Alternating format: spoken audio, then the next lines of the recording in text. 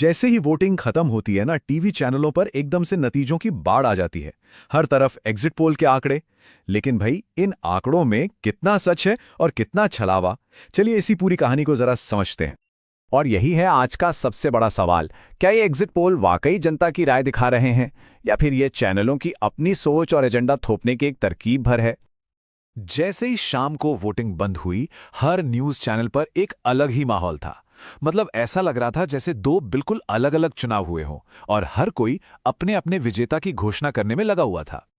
और ये फर्क देखना बहुत दिलचस्प है।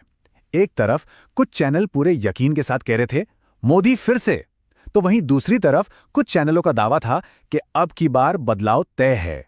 सोचिए, एक ही चुनाव लेकिन नतीजे बिल्कुल अलग। तो क्या इन भविष्यवाणियों पर आंख मूंद कर भरोसा कर लेना चाहिए?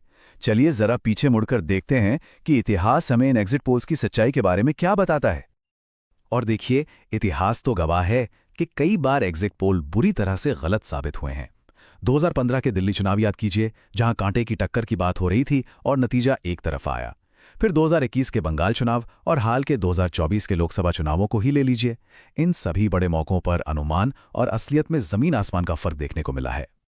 और यही बात, आप कह सकते हैं, इस पूरे मुद्दे की जड़ है। कई बार ऐसा लगता है कि एग्जिट पोल जनता की आवाज बनने के बजाय खुद चैनल की अपनी विचारधारा या मजबूरियों का आईना बन जाते हैं।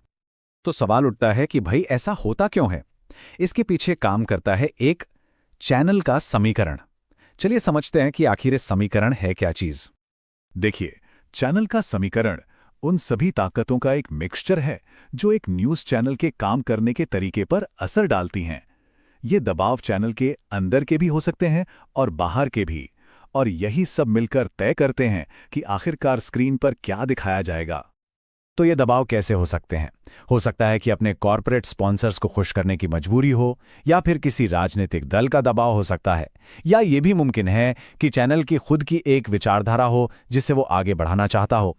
इन सभी चीज़ों का असर एग्जिट पोल के नतीजों पर पड़ सकता है।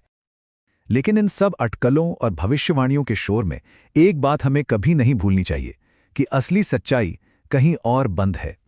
तो याद रखने वाली बात यह है कि असली नतीजा किसी टीवी स्टूडियो की बहस में नहीं, बल्कि हर पोलिंग बूथ की इलेक्ट्रॉनिक वोटिंग मशीन यानी ईवीएम में कैद है। और सच बस वही है। इसलिए अगली बार जब एग्जिट पोल दिखाए जाएं, तो इन सारी बातों को ध्यान में रखना जरूरी है। असली कहानी तो नतीजों के दिन ही सामने आएगी। तब तक इंतजार करना ही सबसे बेहतर है।